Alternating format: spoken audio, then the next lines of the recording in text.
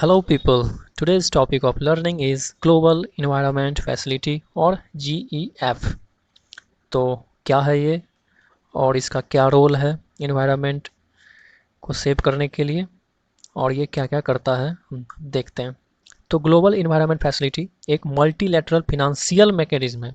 Financial ये finance में deal करता है और ये ग्रांट प्रोवाइड करता है किसको, तो डेवलपिंग कंट्रीज़ को। और किन चीज़ों के लिए, तो ऐसे प्रोजेक्ट के लिए जो कि ग्लोबल इन्वायरमेंट को बेनिफिट करें और प्रमोट करें सस्टेनेबल लाइवलीहुड्स जो कि लोकल कम्युनिटी में हो।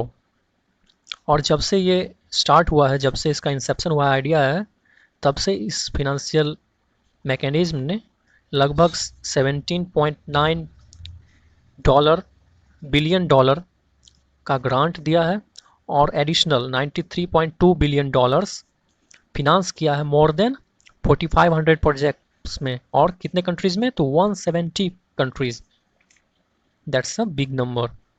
सो GEF वाज एस्टेब्लिश्ड कहाँ पे, तो रियो अर्थ समिट हुआ था वहाँ पे इन 1992। और ये बेस्ड कहाँ पे है, तो वाशिंगटन DC US में।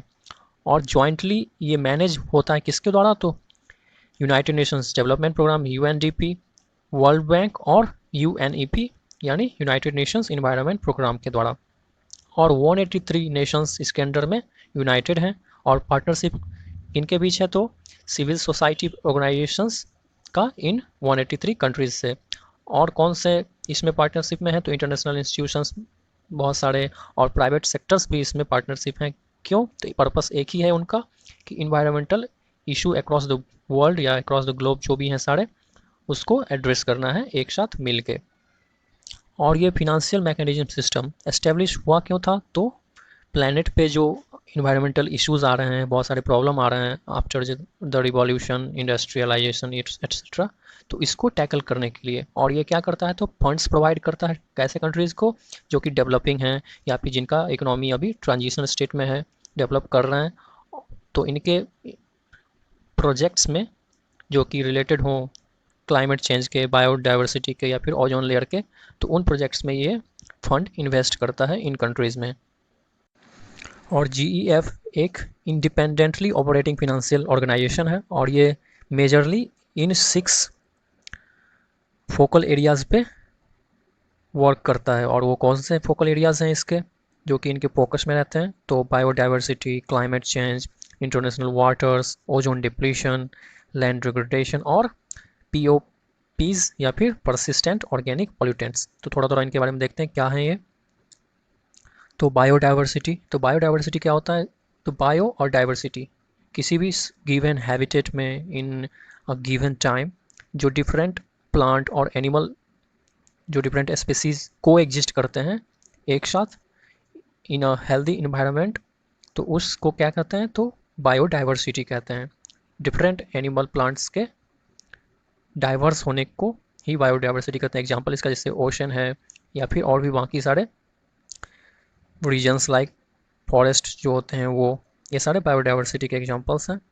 और टेरेस्ट्रियल रीजन्स में नियर इक्वेटर जो बायोडाइवर्सिटी होते हैं वो क्या होते हैं, ज़्यादा होते हैं as compare to other parts, क्योंकि यहाँ पे वार्म क्लाइमेट होता है और हाई प्राइमरी प्रोडक्टिविटी होता है ट्रॉपिकल रीजन्स में। ट्रॉपिकल फॉरेस्ट में जैसे एग्जांपल देख लें तो 90% एरिया ये कवर करता है, लेकिन यहाँ पे बायोडाइवर्सिटी क्या है, ऑलमोस्ट 10% एरिया ये कवर करता है, लेकिन बायोडाइवर्सिटी यहाँ पे क्या है, almost 90% of the total world है। नेक्स्ट क्या है, तो क्लाइमेट चेंज। तो क्लाइमेट चेंज किसे कहते हैं, तो चेंज इन ग्लोबल और रीजनल क्लाइमेट पैटर्न जो ऑब्जर्व होता है किसी ओवर द टाइम, किसी सर्टेन पीरियड ऑफ टाइम में। और क्या क्या चेंजेस हो सकते हैं इनमें, जैसे टेम्परेचर ग्लोबली या फिर उस रीजन का, या फिर प्रिसिपिटेशन, रेन्स, विंड पैटर्न, जो कि ये सारी चीज़ क्या होता है over the time longer period में ही इसमें चेंज ऑब्जर्व होता है और अकर होता है। तो ये मेनली रीजन इसका क्या है, तो ग्लोबल वार्मिंग जो फॉसिल फ्यूल्स बर्न कर रहे हैं और उससे जो CO2 आ रहा है, तो वो इसका मेन कंसर्न रीजन है। नेक्स्ट डेजिग्नेटेड फोकल एरिया इसका क्या है, तो इंटरनेशनल वाटर्स। तो इंटरनेशनल वाटर्स कौन से होते हैं, तो किसी भी कंट्री के कोस्ट लाइन से 12 नॉटिकल माइल के बाद जो भी रीजन होता है वाटर बॉडीज़ का, लाइक ओशन या फिर लार्ज इनक्लोज्ड और सेमी इनक्लोज्ड रीजन ऑफ सी, या फिर एस्चुएटरीज और रिवर्स, या फिर बाकी जितने भी वेटलैंड्स या फिर ग्राउंड वाटर्स भी जो कंसिडर होते हैं वो सारे इसमें आते हैं, और इसमें फिशिंग, नेविगेशन और केबल जो लेइंग करते हैं या फिर पाइपलाइन बिछाते हैं या फिर कोई भी साइंटिफिक रिसर्च होता है, ये सारे इंटरनेशनल वाटर में इंटरनेशनली किए जा सकते हैं। किसी भी कंट्री का ऐसा कोई कंट्रोल नहीं होता इन वाटर्स में, और इसको भी जीईएफ एड्रेस करता है। नेक्स्ट क्या है, तो ओजोन डिप्लीशन।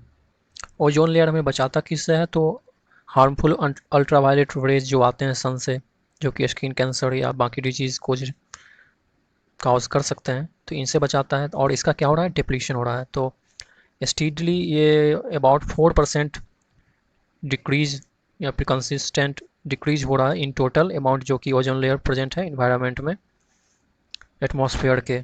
और दूसरा जो हो रहा है, ये फिर ओजोन लेयर में होल जो हो रहा है, स्प्रिंग टाइम लार्ज हो रहा है। तो ये सारे हार्मफुल इफ़ेक्ट्स हैं ओजोन डिप्लीशन के, और इसी से हम कंसिडर करते हैं कि ओजोन डिप्लीशन हो रहा है।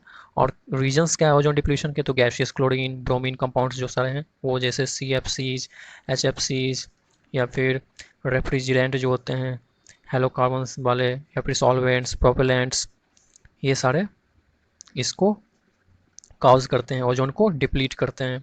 लेकिन इधर रिसेंट कुछ टाइम में नासा का 2019 का भी रिपोर्ट आया था, उसमें बताया गया है कि अभी सब जब से ऑब्जर्व किया गया ओजोन लेयर में होल, उस टाइम से, कब ऑब्जर्व किया गया था, तो 1982 में, और उस टाइम से अभी सबसे शॉर्टेस्ट होल हो गया है। मतलब इसमें ओजोन होल में कमी आई है, होल भर रहा है। और क्या क्या देखने को मिल रहा है, इसके इफेक्ट्स क्या क्या हो रहे हैं, तो शिफ्ट हो रहा है जेट स्ट्रीम साउदर्न हेमिस्फीयर में टुवार्ड्स साउथ पोल, ये शिफ्ट स्टार्ट हो गया है, और यहाँ तक कि रिवर्स भी हो रहा है in time.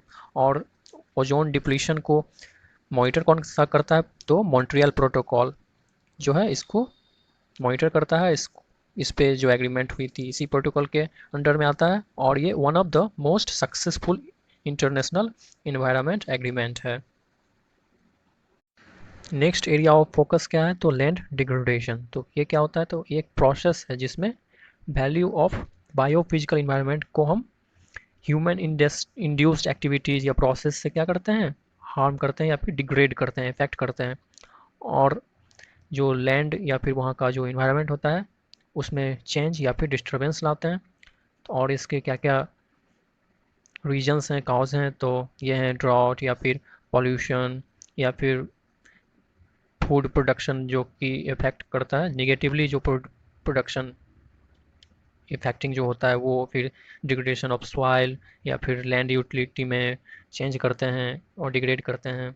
Heavy metal contamination होता है, या फिर बहुत सारा फर्टिलाइजर्स यूज़ करके, पेस्टिसाइड्स यूज़ करके, या फिर ओवर ग्रेजिंग के कारण फिर सैलिनिटी और सॉइल इरोजन जो होता है, ये सारे रीजंस के कारण क्या होता है, लैंड का डिग्रेडेशन हम करते हैं।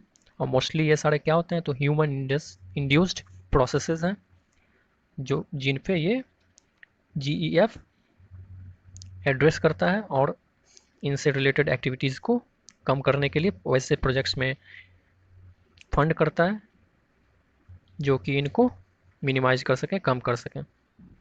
और लास्ट क्या है, तो पीओपीज या फिर परसिस्टेंट ऑर्गेनिक पॉल्यूटेंट्स, इन्हें फॉरएवर केमिकल्स भी कहते हैं।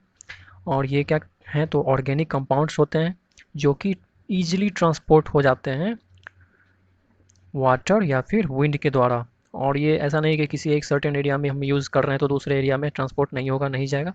ये ईजिली ट्रांसपोर्ट हो जाते हैं थ्रू फूड चेन या फिर वाटर बॉडीज़ या फिर एयर विंड, किसी भी मेथड से। और ये रेसिस्टेंट टू इन्वायरमेंट डिग्रेडेशन होते हैं थ्रू केमिकल, बायो या फिर फोटोलिटिक प्रोसेसेस से।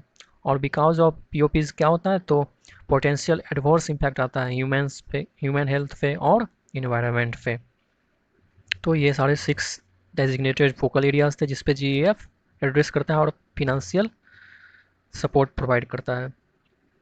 और जीईएफ डिफरेंट कन्वेंशंस जो होते हैं उनके भी फिनंशियल मैकेनिज्म के तरह सर्व करता है। तो वो डिफरेंट कन्वेंशंस कौन कौन से हैं मोस्टली, तो सीवीडी, UNFCCC, UNCCD, पीओपीज के स्टॉकहोम कन्वेंशन और मिनामाटा कन्वेंशन जो मरकरी का है वो। तो देखते हैं थोड़ा थोड़ा ये क्या क्या है, कैसे कौन कौन से कन्वेंशन हैं जिनको जीईएफ फिनंशियल सपोर्ट देता है। तो CVD convention on biological diversity, तो ये क्या है?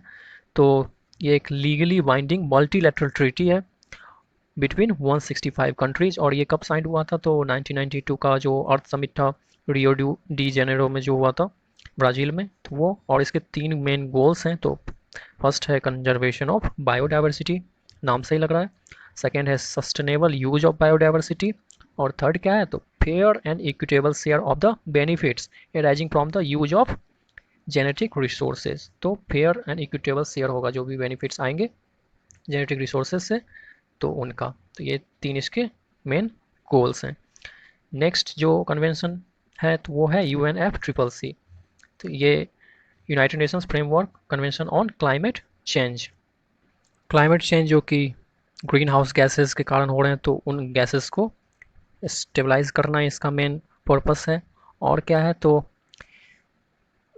क्लाइमेट का ऐसा कंडीशन हो जाए जो कि ह्यूमन का डायरेक्ट इंटरफेरेंस उसमें ना हो, और इतना टाइम मिले कि इकोसिस्टम क्या करे? तो एडॉप्ट कर ले और सस्टेनेबल डेवलपमेंट के लिए खुद में ही इवॉल्व करे। तो ऐसा फ्रेमवर्क डेवलप करना इस कन्वेंशन का मेन पर्पस है। नेक्स्ट है United Nations conventions to combat desertification. तो इसका मेन पर्पस क्या है? डिजर्टिफिकेशन को रोकना या mitigate the effect of drought.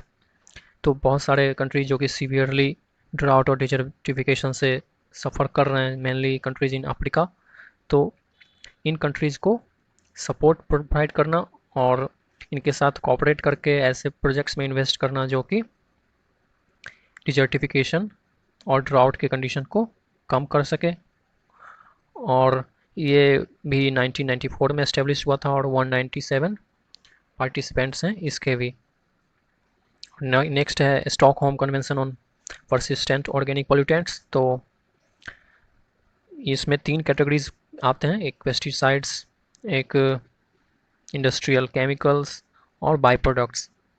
इसमें जो भी कंसीडर किए जाते हैं 12 की POPs जो हैं, जिन्हें अदर वर्ड्स में द डर्टी डजन भी कहा जाता है। ये 2001 के स्टॉकहोम कन्वेंशन में इसके लिए ट्रीटी पे साइन किया गया था कि इसको कम किया जाएगा इसके यूज को। और पेस्टिसाइड्स में कौन आते हैं? तो एल्ड्रीन या फिर क्लोरोडेन, DDT। फिर इंडस्ट्रियल केमिकल्स में आते हैं हेक्साक्लोरोबेंजीन, PCBs, बाईफिनाइल्स जिनको कहते हैं। और बाई प्रोडक्ट्स में भी क्या आते हैं? तो हेक्साक्लोरोबेंजीन, पॉलीक्लोरो डाइबेंजीनो, पारा डायोक्सिन्स या फिर फ्यूरांस, तो जिन्हें क्या कहते हैं? PCDD या फिर PCDF।